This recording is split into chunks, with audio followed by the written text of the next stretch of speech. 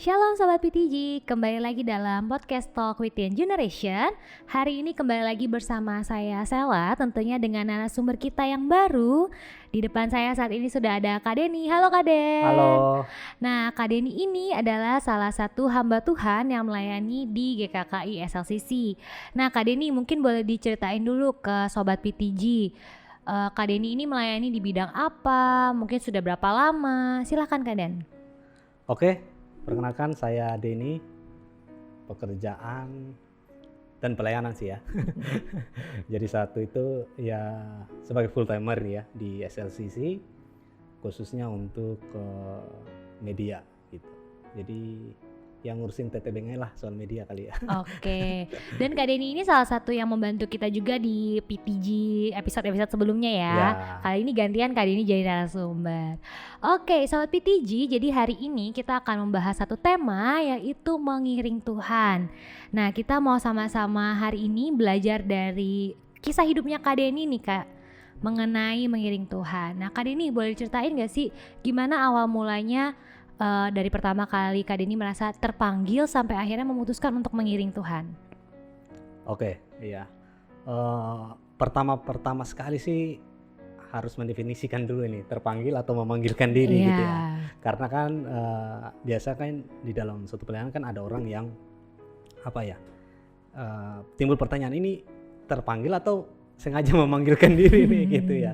Jadi sebenarnya kata yang tepat sebenarnya menyerahkan diri ya. Oke. Menyerahkan diri. Ini bukan karena kita kayak buronan polisi gitu enggak ya, tetapi memang menyerahkan diri. Jadi kalau ada apa-apa nanti di kemudian waktu lah istilah katanya begitu, kita nggak menyalahkan siapa yang memanggil kita gitu. Jadi lebih kepada penyerahan diri kepada Tuhan. Ini saya pakai seperti apa yang Tuhan mau begitu. Lebihnya cocoknya sih kata-kata yang tepat itu kayak gitu sih kira-kira. Jadi menyerahkan diri ya. Ya. Jadi kalau ke depan ada terjadi sesuatu berarti itu tanggung jawab atas Tanggung pilihan masing-masing. pribadi. Oke. Iya betul. Nah, awal mula pertama menyerahkan diri itu ceritanya gimana sih Kak Den? Sebenarnya sih mungkin kalau teman-teman yang lain ya, mungkin ada sobat PTG mungkin ada catat tanggalnya penyerahan gitu. Kalau saya sih secara spesifik sih nggak ada sih. Cuman memang itu berjalan memang sesuai dengan apa ya, kalau saya bilang panggilan Tuhan lah ya. Jadi saya tuh mulai terlibat pelayanan itu dari SMP. Ya, sama lah kayak teman-teman di sini. Ya, dari SMP itu udah jadi guru sekolah minggu. Ya, terus sudah sering main kalau dulu di kampung itu main drama lah istilahnya gitu ya. Jadi setiap ada Natalan selalu kita yang terlibat gitu ya. Nah, dari situ sudah terbiasa dan mungkin titik baliknya adalah ketika papa saya dipanggil Tuhan gitu ya. Nah, dari situ saya mulai berpikir makna hidup yang sesungguhnya itu seperti apa gitu ya.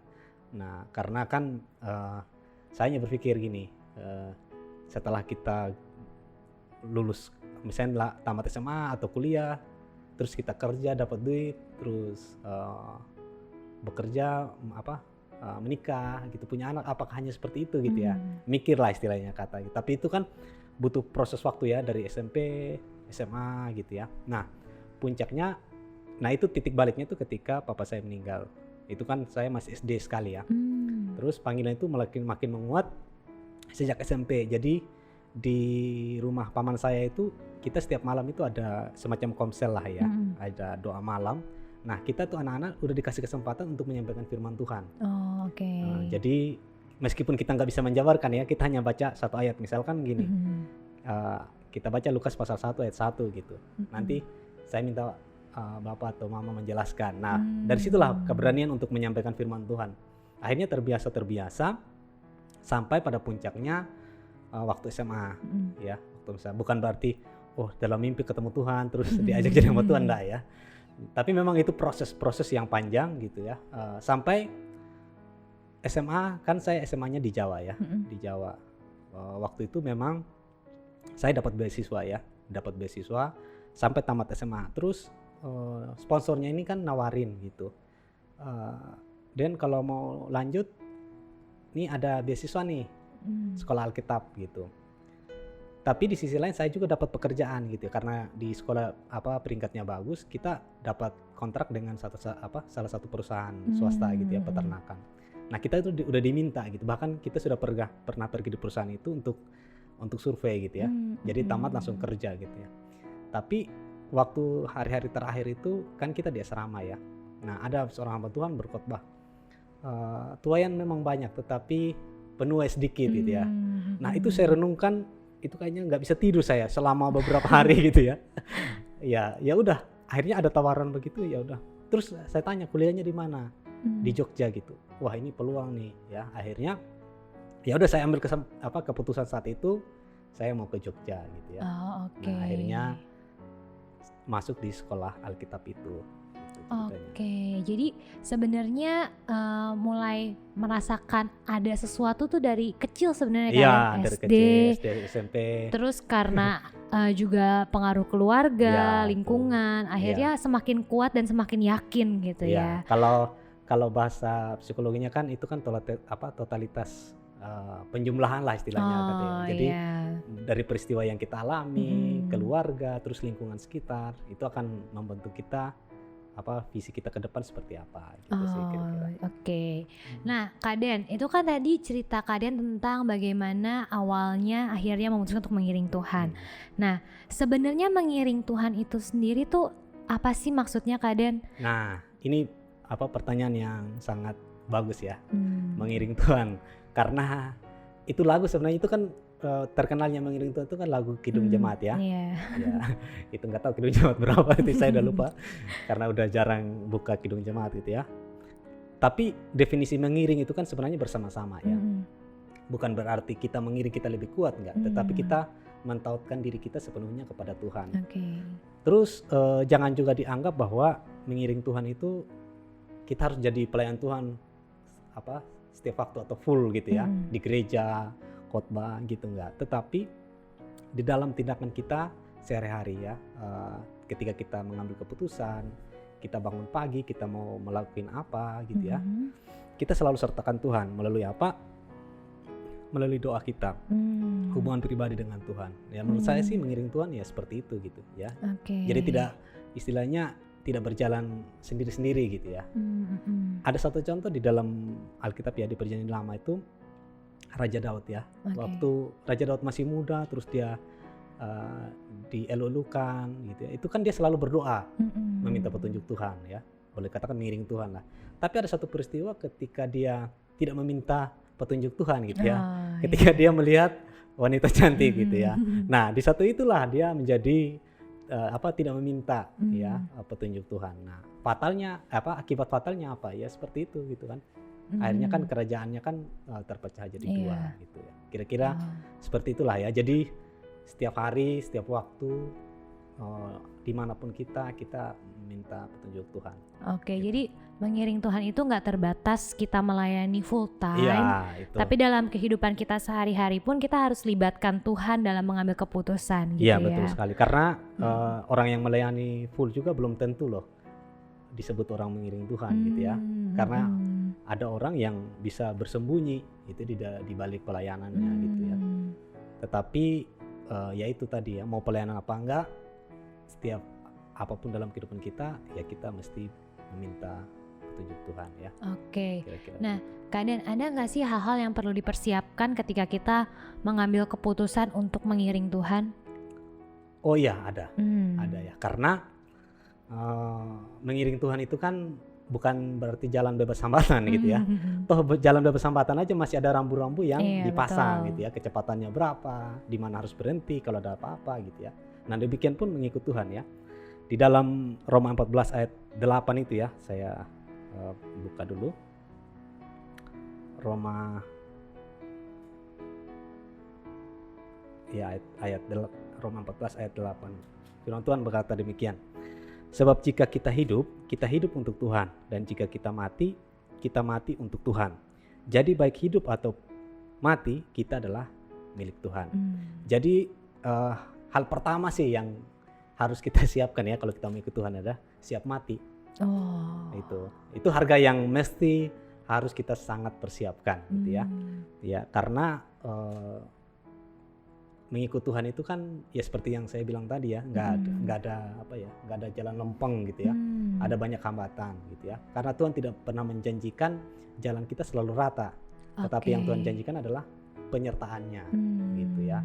Sekarang tinggal pilih aja, jalan kita selalu rata tapi tanpa penyertaan Tuhan, atau jalan kita bergelombang tapi Tuhan selalu bersama-sama dengan kita.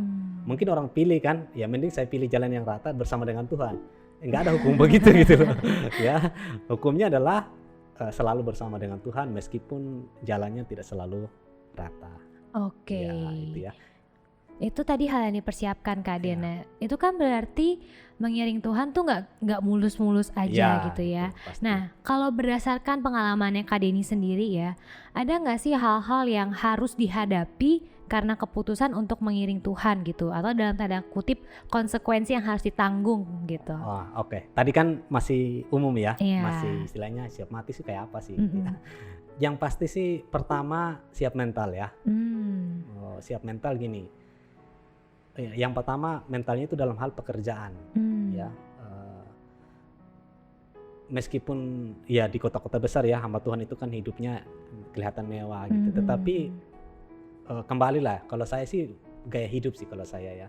Karena begini, seorang hamba Tuhan sekaya-kayanya pun gitu ya, dia harus berbagi kepada orang lain, harus jadi berkat gitu ya. Jadi bukan karena memang dia punya banyak pride atau apa gitu, tetapi bagaimana dia memberkati banyak orang. Nah, itu harus siap di mental ya. Jadi apapun kondisimu ke depan itu harus siap. Entah kalau dia diberkati secara limpah atau memang berkatnya biasa-biasa aja gitu. Misalnya hamba Tuhan yang hidup di pedesaan gitu ya, mau kayak apapun mereka nggak bisa sekaya hamba Tuhan di kota gitu ya, karena kan di sana kan di desa itu kan beda ya. Jadi pertama itu harus siap mental ya, jadi hamba Tuhan. Artinya begini, dimanapun engkau ditempatkan ya usahakanlah di situ supaya itu menjadi berkat. Ya. Terus yang kedua adalah selain siap mental, ini masih siap mental juga sih. Artinya harus siap berpisah dengan orang-orang yang kita kasihi gitu ya. Kita kasih misalnya keluarga gitu. Itu kan kita mesti berpisah ya, secara fisik berjauhan. Terus kita nggak selalu ada bersama-sama dengan mereka. Terus yang sebenarnya yang paling penting adalah itu kan fisik ya, tetapi soal hati memikirkan ya. Kalau misalnya kita jadi gembala atau kita jadi tim pastoral misalkan, kan otomatis yang kita urus bukan hanya keluarga kita sendiri loh, tapi kan semua orang. Ya, kan kita nggak bisa membedakan, oh ini keluarga saya jadi saya harus memperlakukan mereka lebih dari yang lain, nggak bisa gitu. Kita kan punya keluarga rohani juga.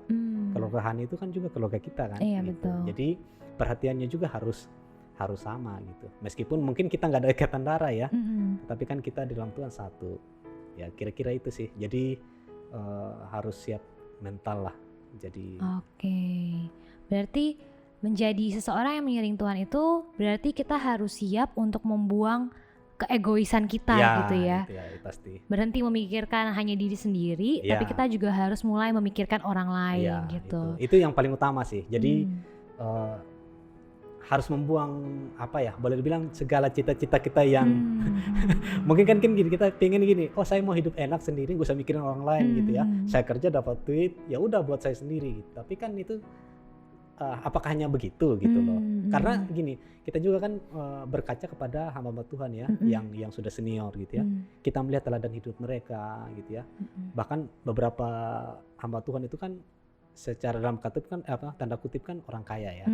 Artinya tapi mereka mau berkorban ya, bahkan merubah tempat usahanya jadi tempat persekutuan gitu ya. Nah saya berpikir gini, mereka aja yang secara finansial cukup mau berkorban, mau melayani, kenapa kita yang istilahnya masih berjuang gitu kan, nggak mau totalitas dalam Tuhan gitu ya. Artinya itu jadi pembelajaran buat kita juga gitu, yang masih berjuang, yang masih muda gitu. Kira-kira gitu ya. Nah itu kan tadi kalau hal-hal yang harus dihadapi ya Kak Den. Nah mungkin kalau Sobat PTJ dengar, wah berarti kalau mengiring Tuhan apakah berarti harus terus seperti itu, maksudnya mengorbankan diri sendiri. Nah ada gak sih Kak Den berkat-berkat yang mungkin di firman Tuhan sudah Tuhan janjikan gitu buat orang-orang yang mengiring Tuhan, atau mungkin dari pengalaman Kak Den sendiri yang Kak Den alami gitu? Ya, kalau di firman Tuhan mah gak usah dijelasin ya kali ya. Banyak ya? Banyak Oh, gitu iya. ya. Kalau secara pribadi itu jangan ditanya lah ya, Hmm. jangan ditanya gitu ya. Secara pribadi mungkin saya kehilangan papa saya gitu, atau saya jauh dari mama saya gitu. Tapi apa yang saya dapatkan? Saya mendapatkan banyak keluarga yang mengasihi saya gitu ya. Khususnya di gereja kita lah ya, ada ibu-ibu yang ya saya bilang saya sudah menikmati masakan mereka gitu ya. Jadi selama pandemi ini gitu ya, setiap hari ada yang mengirimkan makanan di gereja gitu kan. Jadi sangat-sangat menikmati ya. Jadi artinya mereka meskipun saya dengan ibu saya jauh gitu, tapi Tuhan menggantikan dengan ibu-ibu yang luar biasa ini Jadi gitu banyak ya. ibunya. Ya secara pengalaman seperti itu ya. Yang Oke. pasti begini, tidak akan pernah rugi kita melayani Tuhan gitu ya. Betul. Hitunglah ya, carilah pengalaman di mana aja gitu ya. Saya berani bertaruh gitu ya. Kalau mau hitung-hitungan matematika, ayo gitu ya gitu. Karena begini, Tuhan itu tidak pernah berhutang ya, itu Betul. kata gembala sidang kita kan. Jadi apapun yang kita kerjakan, Tuhan pasti akan selalu menolong, memberkati. Satu juga yang saya ingat dari gembala sidang kita adalah di mana ada visi Tuhan, di situ ada penyediaan Tuhan gitu ya. Jadi kalau Tuhan sudah tetapkan kita jadi hamba Tuhan, kamu di sini nih gitu ya. Ya ini kan Tuhan mau gitu, Tuhan punya rencana. Ya Tuhan juga yang pasti akan menyediakan. Ya. Kalau ada yang bilang, oh saya nggak cukup ini, apa sih kebutuhan apa sih yang membuat kamu nggak cukup gitu loh ya. Ya jadi kembali lagi ya. Tapi begini, harus diingat juga, karena kan Tuhan nggak asal perintah loh. Iya. Karena Tuhan kasih kemampuan. Betul. Ya burung aja yang tidak menanam, tidak menuai, Tuhan kasih makan ya. Tapi kan dia mesti terbang tuh untuk cari makan. Kan gak mungkin hanya dia disangkar terus Dia diam ya aja. gitu ya. Kita kan dikasih akal, Iya, dikasih betul. keterampilan sama Tuhan. Ya udah, pakai keterampilan itu untuk istilahnya ya nyari duit lah ya, nyari makan lah istilah kata begitu ya. Itu kira-kira begitu sih. Oke, jadi ketika kita mengiring Tuhan, memang ada hal-hal yang harus dikorbankan, tapi Ya. Tuhan tuh nggak pernah berhutang gitu ya, Ya, Kak. itu Jadi pasti. Tuhan pasti akan gantikan asalkan kitanya juga mau berusaha Iya, gitu ya. betul. Nah, Kak Den, kan ada orang-orang nih yang tahu tentang dia terpanggil misalnya, atau dia merasa kayaknya aku mau menyerahkan diri, aku mau mengiring Tuhan. Aku tahu sih misalnya Tuhan sediakan berkat-berkat, tapi banyak orang yang masih ragu-ragu. Nah, menurut kalian apa sih yang membuat orang-orang ini ragu untuk mengiring Tuhan? Ya, kalau dalam pemahaman saya ya, Mm-mm. orang ragu-ragu itu sama dengan orang yang tidak percaya. Oh, oke. Gitu ya. Jadi jangan berkira, oh kalau saya ragu nih, ya memang karena kamu gak percaya, jadi kamu ragu gitu ya. Jadi sebenarnya masalah hati sih. Ah, oke. Ya. Jadi kalau orang istilahnya benar-benar percaya sepenuhnya sama Tuhan, maka tidak ada keraguan gitu. Sebaliknya kalau dia ada keraguan, ya karena dia nggak percaya gitu ya. Jadi memang hanya satu sih, percaya aja sama Tuhan gitu. Tapi kalau memang dia, tekanan keadaan gini ya, saya nggak mau mengikut apalagi menyerahkan hidup saya untuk pelayanan sepenuhnya gitu ya. Ini kan dalam konteks pelayanan misalnya secara penuh di gereja ya. Iya. Nah, saya punya teman itu, kami itu angkatan cukup banyak sebenarnya yang mendaftar misalnya sekolah Alkitab, tapi yang lulus itu nggak nyampe 50%. dari yang pertama daftar gitu ya. Saya yakin di sekolah-sekolah Alkitab yang lain juga mengalami hal yang begitu ya. Gitu. Meskipun nggak ada hitungan matematika, tapi faktanya begitu gitu ya. Dari kakak tingkat saya, adik tingkat saya gitu. Banyak faktor, misalkan ini juga catatan penting gitu ya. Sebenarnya mereka keluar itu bukan karena nggak mampu biayanya loh, tapi ya banyak faktor lah. Pertama mungkin merasa bukan panggilan gitu ya, akhirnya mundur gitu. Okay. Yang kedua lebih memilih untuk cari duit dalam tanda kutip, maksudnya ya kalau dia pelayanan mungkin gak ada income misalnya ya. Jadi ada yang berubah jadi pedagang gitu ya. Padahal sebenarnya hamba Tuhan kan gak dilarang juga untuk jualan gitu. Tapi ya kembali lagi ya, masing-masing orang gitu ya. Nah ada satu kesaksian mungkin yang meneguhkan ya. Waktu saya kuliah gitu ya, memang kan kita butuh biaya gitu ya. Tapi ya Tuhan selalu kirimkan orang-orang untuk menolong gitu ya. Pernah suatu ketika ada seorang hamba Tuhan, dia kan punya usaha gitu. Dia berkata, Dan kalau kamu butuh uang, kamu tinggal bilang aja gitu. Saya sih percaya karena memang dia sering bantu ya. Saya nggak minta aja dia bantu gitu loh. Ya udah saya bilang, saya nggak mau terima bersilah, maksudnya nggak terima mau nadahin tangan dah ya. Saya bilang, Om kalau gitu saya kerja deh, saya bilang saya kerja Jumat, Sabtu, Minggu ya. Karena dia pelayanan juga, jadi saya hanya bantu 3 hari itu. Jadi hari Senin sampai Jumat saya kuliah lagi. Ya udah saya bantu. Nah gaji saya itu di akhir bulan gitu, kayak karyawan biasa gitu ya.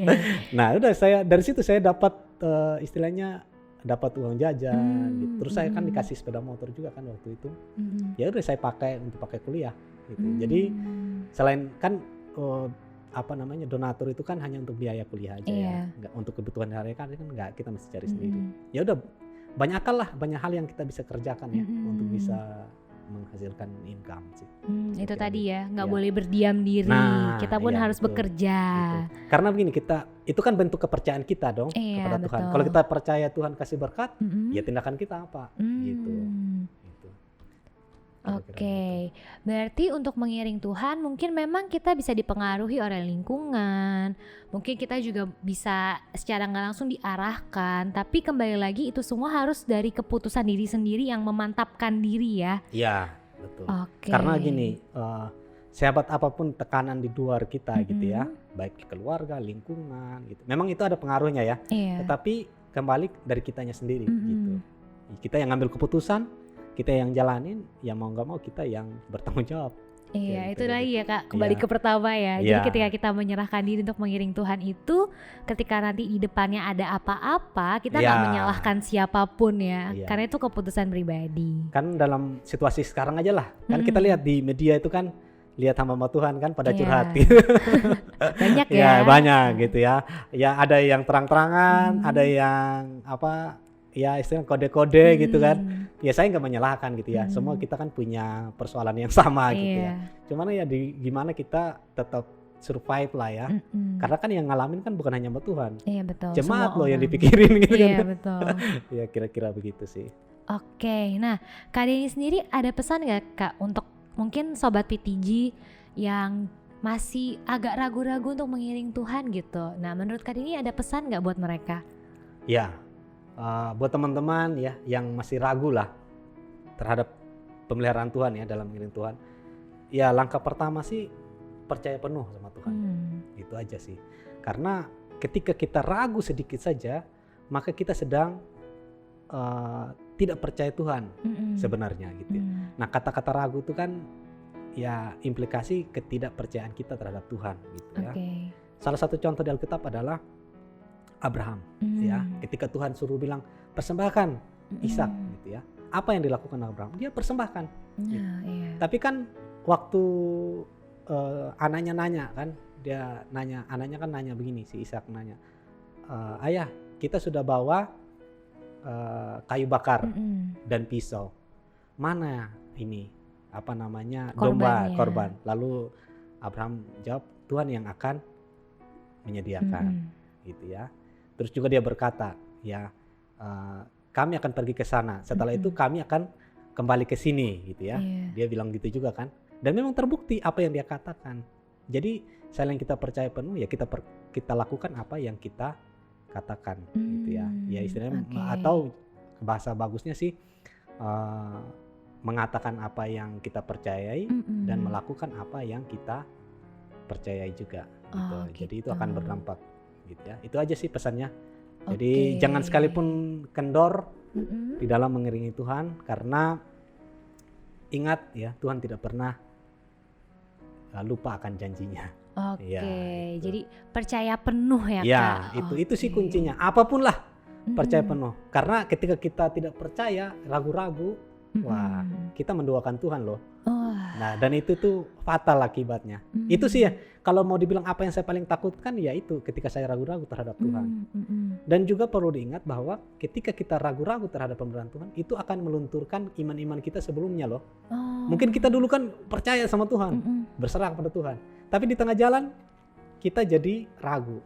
Terus yang kita percaya dulu di awal-awal jadi mubazir kan? Ya, mending dari awal lah, gak usah percaya dong gitu. Ya kira-kira seperti itulah gambarannya. Mungkin bisa juga kali ya Kak, kalau buat Sobat PTJ yang mau lebih mantap lagi, mungkin sharing-sharing kayak gini ya Kak sama hamba-hamba Tuhan yang sudah lebih senior. Ya itu. Nah ada pengalaman saya beberapa kali lah ya dulu ya. Tapi ya setelah masuk dalam fase-fase sekarang ini udah jarang ya. Tapi waktu dulu saya pertama kali melayani ya, saya banyak sharing kepada hamba Tuhan senior gitu ya. Kenapa? Supaya saya tahu dong kedepannya ini akan seperti apa gitu. Jangan sampai kita iya istilahnya kita kayak diceburkan dalam kolam gitu. Enggak, saya tanya dong. Tanya maksudnya kalau saya seperti ini nanti ya kira-kira mungkin kayak Bapak lah misalkan begitu ya. Katakanlah begini, saya merintis pelayanan dari nol gitu. Terus nanti ada mulai orang banyak ngumpul jadi 100 jemaat, 200 jemaat, 300. Nah, letak kepuasannya itu di mana? Apakah kita langsung puas? Iya, saya banyak bertanya begitu gitu loh. Ya, jadi mereka kasih masukan gitu. Sebenarnya esensi kita dalam pelayanan itu bukan ketika apa yang kita dapatkan ya, tetapi bagaimana kita ya itu tadi selalu mengiring Tuhan terus menerus. Kita belajar kita mendapatkan kesaksian-kesaksian luar biasa dan juga kita menguatkan orang lain melalui hidup kita. Nah, itu yang paling utama. Karena kan Tuhan kan tidak menanyakan sehebat apa kamu gitu ya, tetapi seberapa banyakkah kamu menolong orang, ya, seberapa banyakkah kamu menjadi berkat bagi orang lain, ya, artinya Tuhan pakai hidupnya lebih luar biasa lagi, kira-kira seperti itu sih. Oke, jadi dari pembicaraan kita siang hari ini, kita belajar bahwa mengiring Tuhan itu harus dimulai dari keputusan kita pribadi ya Kak. Dan gak perlu khawatir karena Tuhan itu pasti akan menyediakan dan Tuhan gak pernah berhutang. Walaupun memang nanti dalam perjalanan mengiring Tuhan itu ada hal-hal yang harus kita hadapi gitu ya pasti. Kak. Oke, dan berarti penting juga bahwa kita perlu orang-orang yang mungkin bisa mendampingi, mementoring gitu ya Kak. Jadi ya seringlah kita dengerin Bapak Gembala Sidang juga kan bilang kan gini, kalau Anda ingin sukses, ya kelilingi hidupmu dengan orang-orang yang sukses. Ya kasih perbandingan aja lah. Sebulan kita tinggal di terminal Pulau Gebang misalkan gitu ya. Ya setiap hari kita makan di situ, minum di situ gitu ya. Tidak merendahkan orang-orang di situ enggak, tapi kan gaya hidup ya. Iya, betul. Pasti kita akan terpengaruh dong. Mungkin tadi kita ngomongnya pelan, tapi nanti ya karena biasa hidup di terminal kan manggil orang kan mesti kencang tuh. Iya, banyak suara kendaraan. Iya, itu gitu. Itu kan berpengaruh. Sebaliknya kalau kita hidup dengan orang yang misalnya suka berdoa, terus yang suka bekerja ya, nggak ada waktu untuk ngosipin orang gitu ya. Itu pasti akan berpengaruh kita. Kita mau gosipin siapa? Nggak ada teman ngobrol, orang sibuk kerja gitu kan.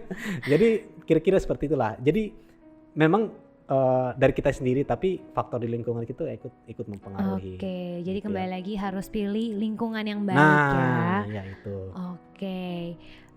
Jadi dalam mengiring Tuhan, selain karena keputusan diri sendiri, dikelilingi juga orang-orang yang baik, mungkin juga sharing-sharing dengan orang yang sudah lebih dulu gitu ya Kak.